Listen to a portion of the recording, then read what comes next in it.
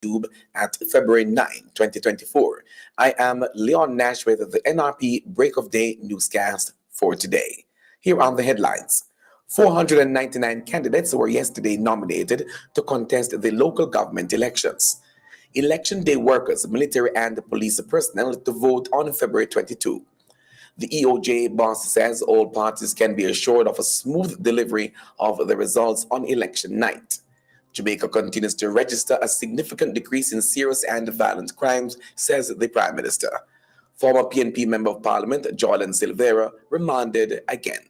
And in sports, England have been drawn against the Republic of Ireland, Finland, and Greece in their League B group for the men's 2024-25 Nations League. The news today is brought to you courtesy of NRP Radio, reaching you where you are, no boundaries and no limitations. Ladies and gentlemen, here it is. NRP Media and Radio. The most listened to radio show on the planet. Even the other stations are tuned in too. Reaching you where you are. No boundaries, no limitations.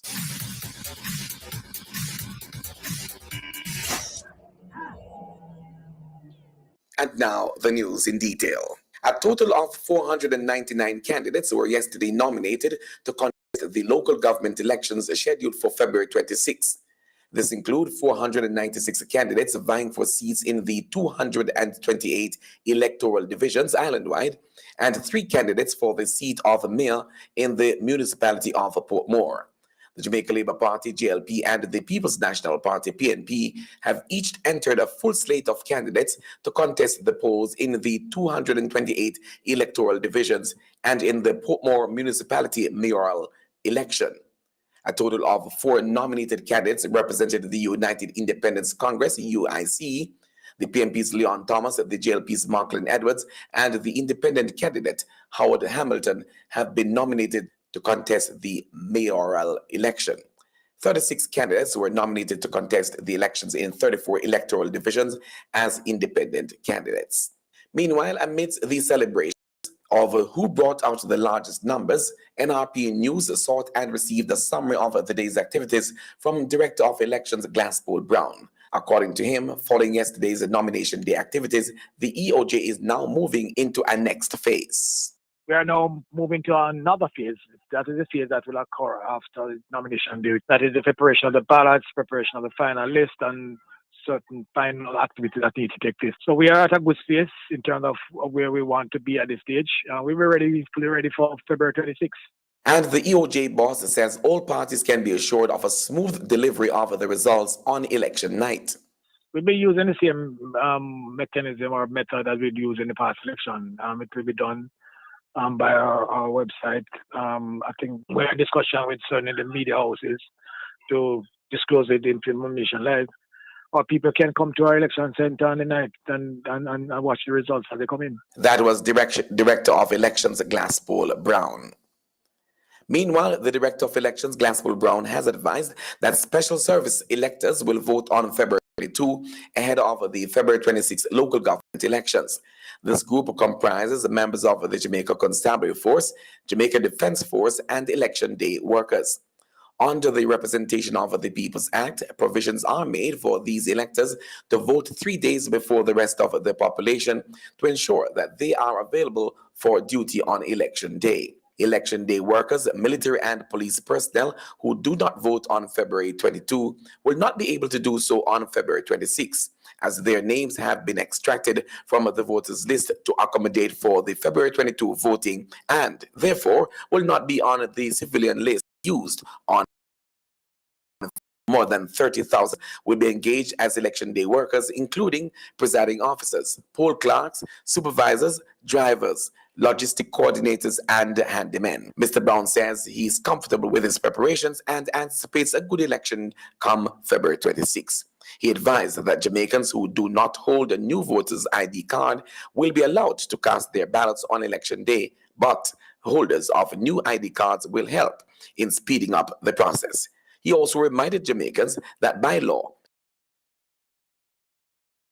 to vote. Meanwhile, Northeast Manchester, the PNP caretaker Valentin Wint gave an assessment of the party in that constituency and the readiness of the PNP machinery. We braved the weather and we went through, and all three candidates were successfully nominated. The crowd was very, very, very, very anxious to see them return. So at one stage, the noise got overwhelming and all of that. The police asked us to move a little from the station gate. We did. But all in all, we saw a great turnout. You know, it seems as if the PNP is now ready. As a matter of fact, we are now ready for the road. We're ready. So we'll be pushing forward over the next 18 days, ensuring that we, over the hills, down in the valleys, to every nook and corner of Northeast Manchester, because Northeast Manchester now belongs to the People's National Party, and we're going to make sure of that.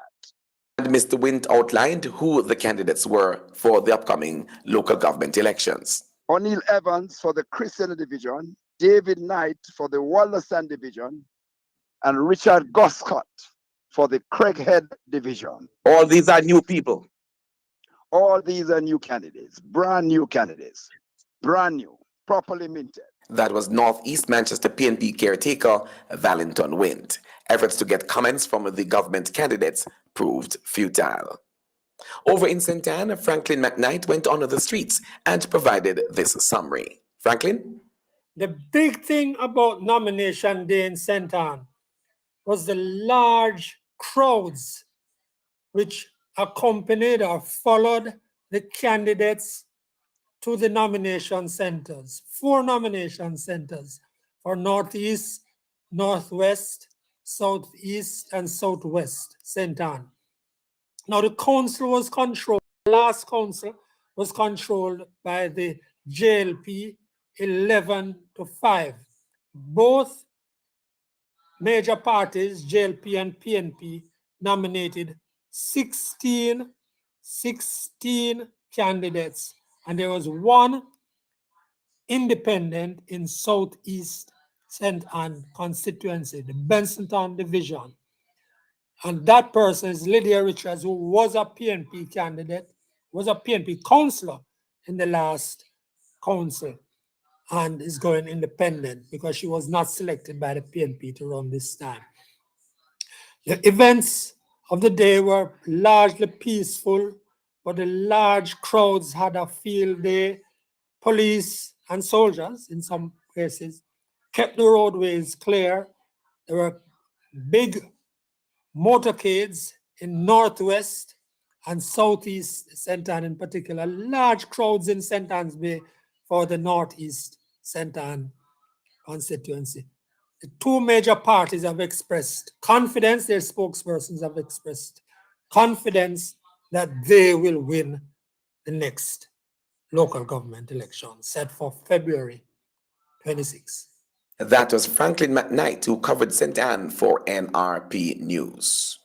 In other news now, as Jamaica continues to register a significant decrease in serious and violent crimes, focus must be placed on closing the gap between the perception and experience of crime in the country. This according to Prime Minister Andrew Holness. The Prime Minister, who was addressing a national security seminar at the AC Marriott Hotel in New Kingston this week, noted that although the rate of crime is declining, the perception of crime has not moved in the same positive direction. Many Jamaicans feel that the level of crime is still high despite them not being a victim of crime, says the Prime Minister. Citing statistics, the Prime Minister noted that the country achieved a 22-year low in the crime rate last year, with murders down by 7.8%, shootings down approximately 6%, and rape, robbery, and break-ins down between 12 and 17%. He said that the downward trajectory is continuing in 2024. The Prime Minister said that the recent travel advisory issued by the United States does reflect the improvements made in reducing crime. He said it is clear that based on all the statistics and the direction in which the country is heading, that the advisory is at variance with these statistics, as the improvements are evident, certainly in terms of what the government is doing with crime, violence, and safety. The Prime Minister noted that the challenge for government and law enforcement is to come up with strategies on how to close the gap between how persons feel and the reality, especially in the age of social media and its impact on perception. Former PNP Member of Parliament Joylan Silvera, who is charged with the murder of his wife Melissa, was again remanded when he appeared in court yesterday afternoon. A bail application is to be made on his behalf on April 11 in the Home Circuit Court. The date was scheduled before Justice Vinette Graham Allen, who for the second time opted not to allow the media inside the courtroom. Joylan's wife, 42-year-old Melissa, was murdered at her Stonehill St. Andrew home. Initial reports indicated that Melissa died in her sleep on November 10 of natural cause, a month shy of her 8th wedding anniversary. However, an autopsy performed 3 weeks after her death unearthed at least 3 bullet fragments in her body. This prompted the police to upgrade the probe to a murder investigation. Silvera, who represented the People's National Party in Parliament, was arrested on January 18 and charged with murder a day later. A taxi operator is behind bars after he was arrested and charged with rape and forcible abduction of a 15-year-old girl in Racecourse District, Grange Hill in Westmoreland on Saturday, January 20. Charge is 26-year-old Omar Myrie, a taxi operator of Racecourse, Grange Hill, Westmoreland. Reports are that about 3:30 p.m., the teen took Myrie's bike taxi, and while transporting her to her destination, Myrie allegedly took her to his home where she was assaulted. The incident was reported to the police, and on Wednesday, February 7, Myrie was arrested and charged. His court date is being finalized. A man has been arrested and charged with the murder of a 23-year-old Ajoni Bunfield of Galloway Road, Kingston 1, who was killed at his home on Friday, May 19, 2023. Charged also with possession of a prohibited weapon and robbery with aggravation is 25-year-old Jadane Henry, otherwise called Dane, of Slipin Road, Kingston. Reports are that Henry, along with 3 other men, including his brother, Demar Henry, who is presently before the court for similar offenses, kicked open the front door of Bunfield and opened gunfire at him, after which they robbed the complainant of her Samsung cell phone and made good their escape. Henry was arrested in an operation and after a question and answer interview was charged on February 7. His court date is being finalized. You are listening to news on NRP Radio, your primary Christian source for news and sports and the weather on nrpmediaja.com, reaching you where you are, no boundaries, no limitation. Now let's give you some sporting information brought to you by Hepburn's Glass. They are located at 13 Chisholm Avenue in Kingston. Hepburn's Glass Supplies is the latest trend-setting supplier of glass and mirrors in the industry. We specialize in tinted and clear glasses, as well as mirrors for all your windows, doors, and closets at very competitive prices. To maximize your shopping experience, we stock 316 and 1/8 mirror thickness and 316 and quarter thickness in our entire stock of float glasses. We have in stock gloves, cutters, and suction cups at unbeatable prices. Our customer service is second to none, with same-day cutting for your specific measurements. Visit our office at 13 Chisholm Avenue, Kingston 13. Call us at 9080962 or email hepburn.glass@gmail.com. Hepburn's Glass, quality service is our priority.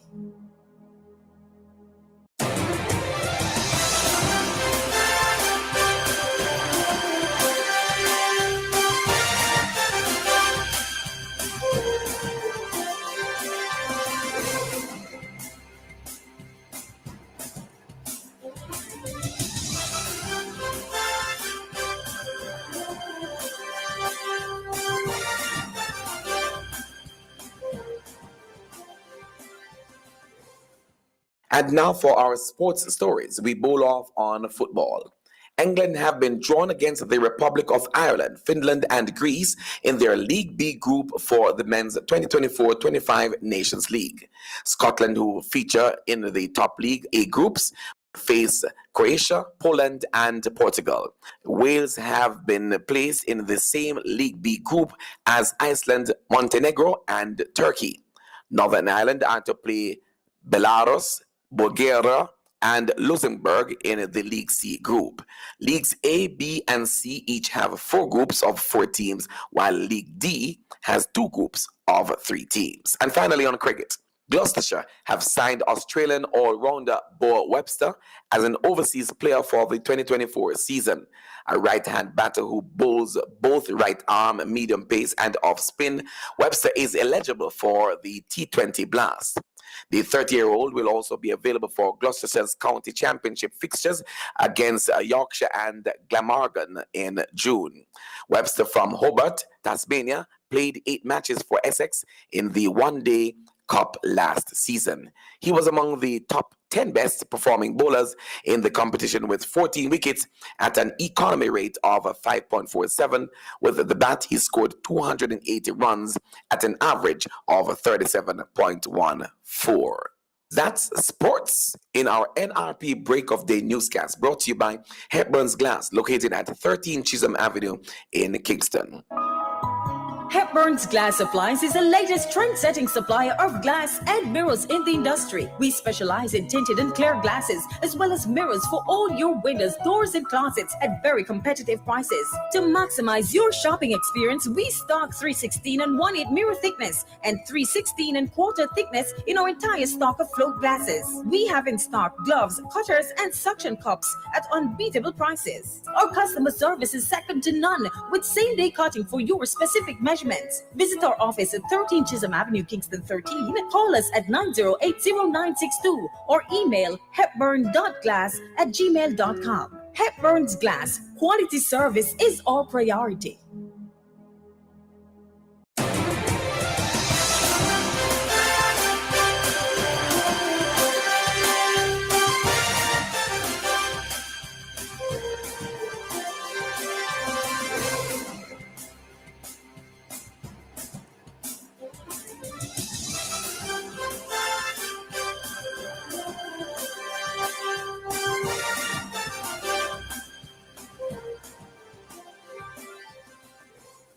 We promise to bring you a good news story as often as we can. If you know of or are aware of any event or person whose good story we should highlight, please send this information to our email address at nationalreligiousmediaja@gmail.com or call or WhatsApp 876-336-9928.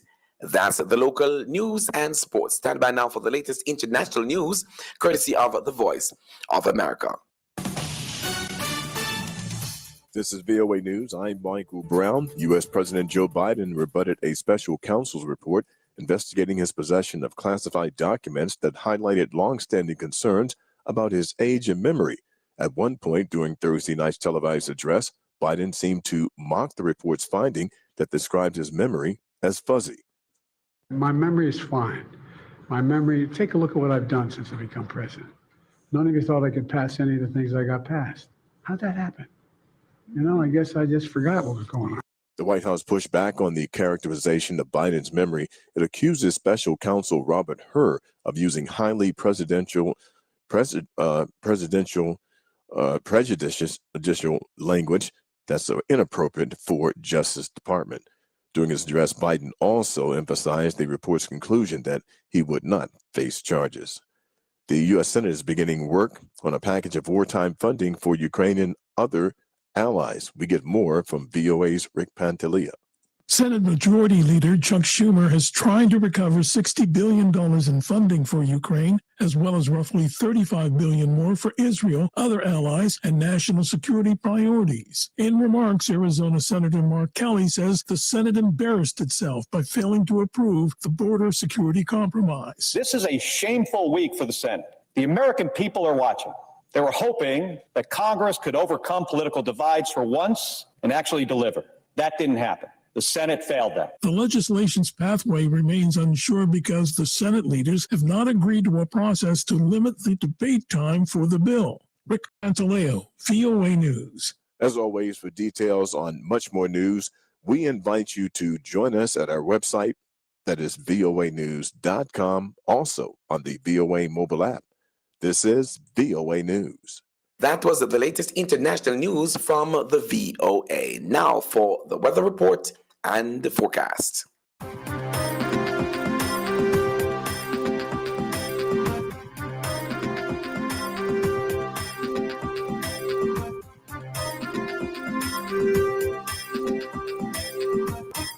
The